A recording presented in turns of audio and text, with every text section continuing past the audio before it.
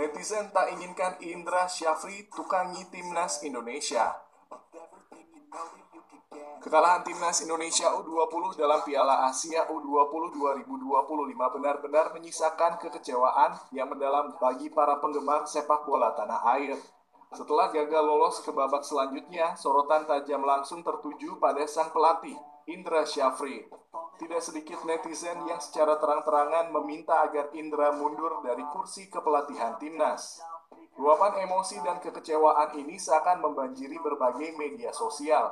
Sebuah survei yang diadakan oleh Timnas Pedia menunjukkan hasil yang cukup mengejutkan. 74% responden menginginkan Indra Syafri keluar dari posisinya sebagai pelatih Timnas U20.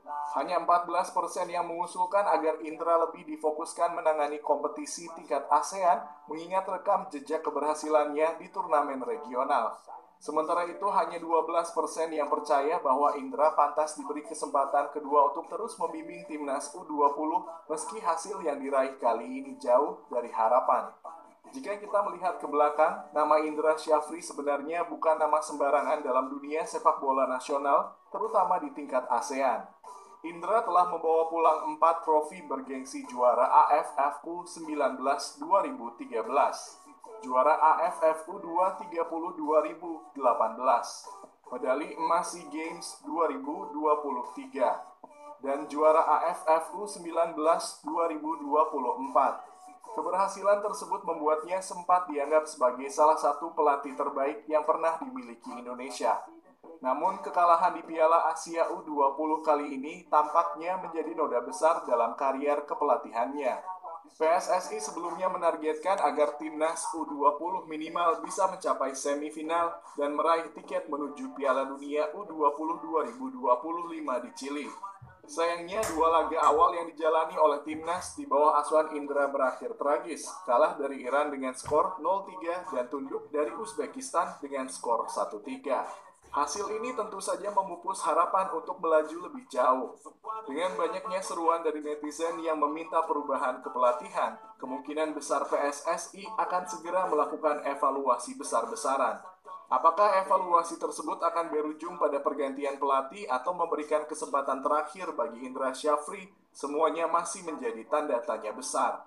Sekarang, bagaimana menurutmu? Apakah Indra Syafri layak diberi kesempatan lagi atau sudah saatnya timnas mencari pelatih baru? Yuk, tuliskan pendapatmu di kolom komentar.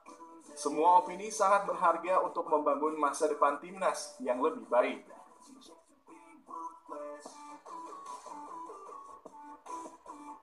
Media Italia dibuat tak percaya timnas Indonesia hanya ditarget 6 poin di sisa laga kualifikasi Piala Dunia 2026. Media Italia mempertanyakan target yang diberikan PSSI untuk timnas Indonesia dalam 4 laga sisa kualifikasi Piala Dunia 2026. Sportelate, salah satu media sepak bola di Italia, merasa heran mengapa tim Garuda hanya ditargetkan meraih 6 poin, yang dianggap terlalu konservatif jika timnas ingin lolos langsung ke Piala Dunia 2026 di Amerika Serikat, Kanada, dan Meksiko. Sebagai informasi, timnas Indonesia masih menyisakan 4 pertandingan di grup C zona Asia. Tim Garuda akan menghadapi Australia pada 20 Maret 2025 di laga tandang, kemudian menjamu Bahrain pada 25 Maret 2025. Selanjutnya mereka akan bertemu Cina di kandang pada 5 Juni 2025 dan menghadapi Jepang di laga pamungkas pada 10 Juni 2025. Saat ini timnas Indonesia duduk di peringkat ketiga klasemen sementara dengan 6 poin dari 6 pertandingan. Meski peluang lolos masih terbuka, hanya 2 tim teratas yang akan lolos langsung ke Piala Dunia 2026. Tim peringkat ketiga dan keempat masih memiliki kesempatan di babak play-off putaran keempat. Ketua Umum PSSI Erick Thohir menegaskan bahwa target 6 poin dalam 4 laga terakhir adalah strategi realistis. Saya merasa kita mulai kembali ke jalan yang kita mau, tapi masih ada 4 pertandingan. Bisa tidak kita nambah 6 poin di 4 partai ke depan? Ujarnya pada November 2024. Namun Sportolata.it melihat bahwa target 6 poin tidak cukup ambisius untuk timnas yang baru saja meraih kemenangan 2-0 atas Arab Saudi pada November 2024 lalu. Menurut mereka, dengan mempertahankan performa tersebut, Jay Itzes dan rekan-rekannya seharusnya bisa membidik posisi 2 besar untuk lolos otomatis. Memenangkan 4 hingga 6 poin dalam 2 pertandingan kandang mungkin cukup untuk peringkat keempat dan memperpanjang impian mereka ke babak selanjutnya, tulis Sportolata.it dalam laporannya. Tetapi, mengapa tidak menargetkan posisi runner-up dan langsung mendapatkan tiket ke Amerika Serikat? Patrick Kluivert yang baru saja ditunjuk sebagai pelatih kepala timnas Indonesia diharapkan mampu mengubah dinamika tim. Dengan dukungan tim pelatih seperti Alex Pastoor, Denny Lanzaat, dan Gerald Van den Burg, harapan besar disematkan pada tim Garuda untuk bisa menampilkan permainan terbaiknya di sisa pertandingan. Tentu saja, hal ini mengundang beragam opini dari pecinta sepak bola. Bagaimana menurut kalian? Apakah timnas Indonesia perlu menetapkan target yang lebih tinggi? Atau target 6 poin ini sudah cukup realistis? Tulis pendapat kalian di kolom komentar. Mari kita diskusikan bersama. Apa sih bedanya Starlight sama pencuci? Satu kabar mengejutkan proses naturalisasi Jayor Riedewald. Kabar soal naturalisasi Jairo Riedewald terus menjadi sorotan para pecinta sepak bola tanah air. Prosesnya yang berjalan lambat memicu tanda tanya besar, terutama mengingat batas akhir pendaftaran pemain untuk laga timnas Indonesia melawan Australia di kualifikasi Piala Dunia 2026 adalah besok, 19 Februari 2025. Hingga saat ini belum ada tanda-tanda bahwa naturalisasi Jairo akan rampung. Namun ada kemungkinan PSSI akan membuat kejutan dengan melobi FIFA agar pemain berusia 28 tahun itu tetap bisa membela Garuda di pertandingan penting ini. Roni Pangemanan, pengamat sepak bola nasional yang dikenal sebagai Bung Ropan, membagikan info valid atau A1 yang diperolehnya dari Wakil Ketua Umum PSSI Zainuddin Amali. Menurut Bung Ropan, proses naturalisasi Jairo masih menggantung dan belum bisa dipastikan selesai tepat waktu. Namun ia menekankan bahwa PSSI bisa bergerak cepat mengingat mereka pernah mempercepat proses serupa untuk Mas Hilgers dan Eliano Reijnders pada tahun lalu. Hilgers dan Reijnders menjalani proses naturalisasi kilat dan langsung dimainkan saat menghadapi Bahrain meski waktu pendaftaran sangat mepet. Oleh karena itu, harapan untuk melihat Jairo Riedewald memperkuat timnas Indonesia saat melawan Australia masih ada meski peluangnya disebut hanya 50-50. Kabar terakhir menyebutkan bahwa semua dokumen Jairo sudah lengkap dan ia hanya perlu datang ke Indonesia untuk tes kesehatan serta pengambilan sumpah kewarganegaraan. Tentu saja, kabar ini membuat para supporter harap-harap cemas. Mengingat pertandingan melawan Australia sangat krusial, kehadiran Jairo Riedewald di lini tengah Garuda dipandang akan memberikan kestabilan permainan dan meningkatkan peluang timnas meraih hasil positif. Jairo yang memiliki pengalaman panjang di Liga Belanda dan Inggris serta telah bermain untuk Royal Antwerp musim ini dianggap sebagai tambahan penting bagi skuad Merah Putih. Namun tak sedikit pula yang mulai pesimis. Melihat batas waktu pendaftaran yang tinggal sehari lagi, banyak pihak mempertanyakan sejauh mana kesiapan PSSI menangani proses administrasi dan diplomasi terkait naturalisasi pemain. Apakah langkah-langkah yang diambil sudah cukup cepat? Ataukah ada kendala lain yang tidak diketahui publik? Bagaimana pendapat kalian tentang peluang Jairo Riedewald bergabung dengan timnas Indonesia tepat waktu? Apakah PSSI perlu mengambil langkah-langkah yang lebih agresif atau kita harus merelakan Jairo absen di laga melawan Australia? Mari diskusikan pendapat kalian di kolom komentar. Siapa tahu suara-suara dari para supporter bisa memberikan dorongan tambahan bagi PSSI untuk segera menyelesaikan proses naturalisasi ini. Pelatih ini yang didatangkan Erick Thohir untuk kemajuan sepak bola Indonesia. Timnas Indonesia U20 baru saja mengalami kegagalan di Piala Asia U20 2025 setelah gugur di babak penyisihan grup. Kekalahan ini tentu menjadi pukulan bagi banyak pihak, terutama pecinta sepak bola tanah air yang berharap generasi muda Garuda dapat tampil gemilang di ajang internasional. Namun, alih-alih mengambil langkah besar dengan mendatangkan pelatih baru untuk memperbaiki performa timnas, Ketua Umum PSSI Erick Thohir justru lebih fokus pada pengadaan wasit asing untuk pertandingan Liga 1 dan Liga 2. Erick Thohir baru-baru ini mengumumkan bahwa PSSI kembali mendatangkan dua wasit internasional, Ko Hyun Jin dari Korea Selatan dan Clifford Daipuyat asal Filipina, untuk memimpin laga-laga penting di Liga 1 dan Liga 2. Kedua wasit tersebut telah bertugas memimpin beberapa pertandingan krusial, termasuk laga pekan ke-19 Liga 1 antara Persebaya Surabaya melawan Malut United, serta pertandingan babak 8 besar Liga 2 antara Delta Sidoarjo dan PSPS Pekanbaru. Erick menyebut bahwa keputusan ini bertujuan meningkatkan kualitas kompetisi domestik serta menjadi ajang pembelajaran bagi wasit-wasit lokal. Sejak awal musim, kami bekerja sama dengan AFC untuk mendatangkan wasit internasional dengan dua tujuan. Pertama, pembelajaran bagi wasit lokal agar mereka bisa menyerap pengalaman dan meningkatkan kualitas. Kedua, meningkatkan profesionalisme dan kualitas liga kita dengan menghadirkan wasit yang berkualifikasi FIFA dan AFC, ujar Erick dalam pernyataannya di Jakarta. Kebijakan ini menuai respons beragam. Beberapa pihak menilai langkah Erick sebagai upaya positif untuk memperbaiki kualitas kompetisi domestik yang selama ini kerap diwarnai kontroversi keputusan wasit.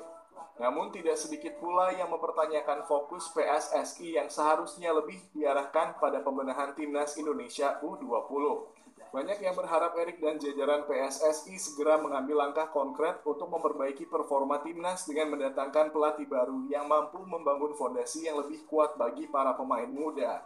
Di sisi lain, Erick Thohir menegaskan bahwa kehadiran wasit asing ini bukan langkah pengalihan perhatian, melainkan bagian dari rencana jangka panjang PSSI untuk menciptakan ekosistem sepak bola yang lebih sehat dan kompetitif. Dengan situasi seperti ini, bagaimana pendapat kalian? Apakah mendatangkan wasit asing lebih penting daripada mendatangkan pelatih baru untuk timnas U20? Ataukah PSSI harus segera mengambil langkah lain untuk memperbaiki performa timnas? Tulis opini kalian di kolom komentar dan mari berdiskusi bersama. Nasib sama di Piala Asia U20. Kiprah dua wakil Asia Tenggara di Piala Asia U20 2025 berakhir dengan cerita yang sama. Timnas Indonesia U20 dan Thailand U20 sama-sama harus angkat koper lebih awal setelah gagal lolos dari fase grup. Ini tentu menjadi sorotan besar mengingat harapan tinggi yang disematkan pada kedua tim sebelum turnamen dimulai. Timnas Indonesia U20 yang tergabung di grup C mengalami dua kekalahan beruntun. Pada laga pertama, anak asuh Indra Syafri kalah telak 0-3 dari Iran. Kekalahan ini cukup memukul harapan supporter Indonesia yang mengharapkan tim mampu bangkit di pertandingan selanjutnya. Sayangnya di laga kedua melawan Uzbekistan, Indonesia kembali menelan pil pahit dengan skor 1-3. Kekalahan tersebut memastikan Indonesia tersingkir lebih awal meski masih menyisakan satu laga melawan Yaman. Hal yang serupa dialami oleh Thailand U20 di grup D. Tim Gajah Perang juga menelan dua kekalahan berturut-turut. Di laga pertama, Thailand dibantai 0-3 oleh Jepang. Kemudian, pada laga kedua, mereka kembali dihajar Korea Selatan dengan skor 1-4. Dengan dua kekalahan tersebut, Thailand otomatis tersingkir dari turnamen meskipun masih menyisakan satu laga melawan Suriah. Melansir laporan AFC, laga Thailand melawan Korea Selatan menunjukkan dominasi penuh dari Korsel. Meskipun Thailand sempat mencetak gol lebih dulu melalui Yotsakon Burapha, 4 gol balasan dari Korsel tak mampu mereka tahan. Kondisi ini membuat Thailand harus puas berada di posisi juru kunci grup D dengan 0 poin dan defisit 6 gol. Kegagalan dua wakil Asia Tenggara ini menimbulkan banyak pertanyaan. Apa yang salah?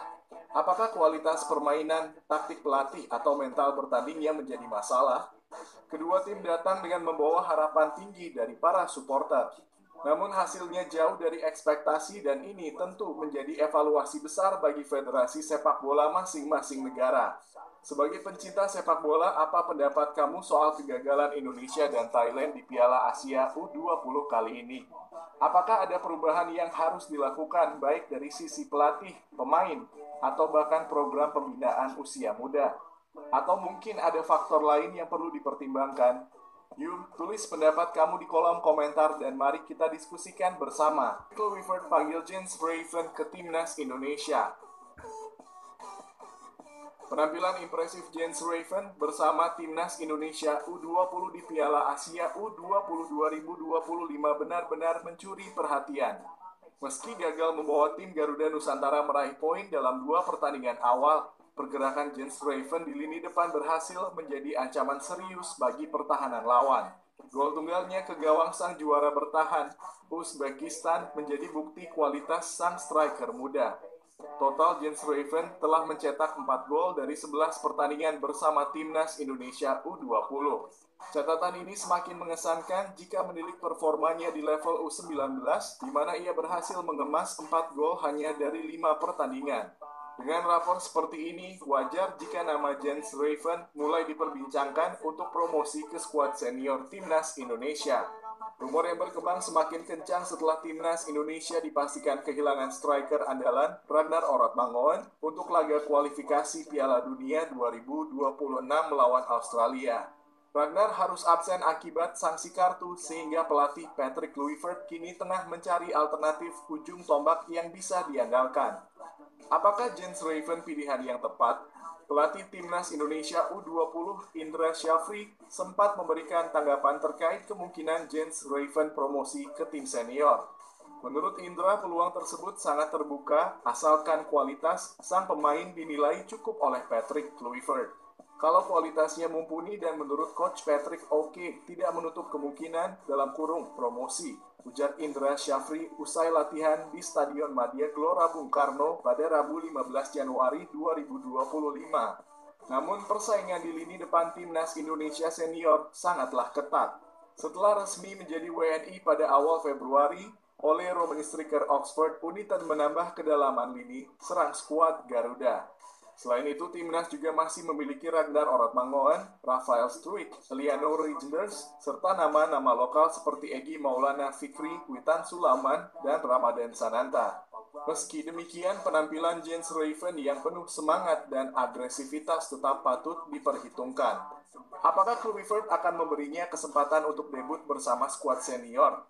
Mengingat pentingnya regenerasi dan kebutuhan variasi taktik, Jens bisa menjadi opsi yang menarik. Bagi kalian yang mengikuti perkembangan timnas Indonesia, apa pendapat kalian tentang kemungkinan Jens Raven dipanggil ke tim senior? Apakah dia pantas mendapat kesempatan mengingat penampilannya yang impresif di level junior?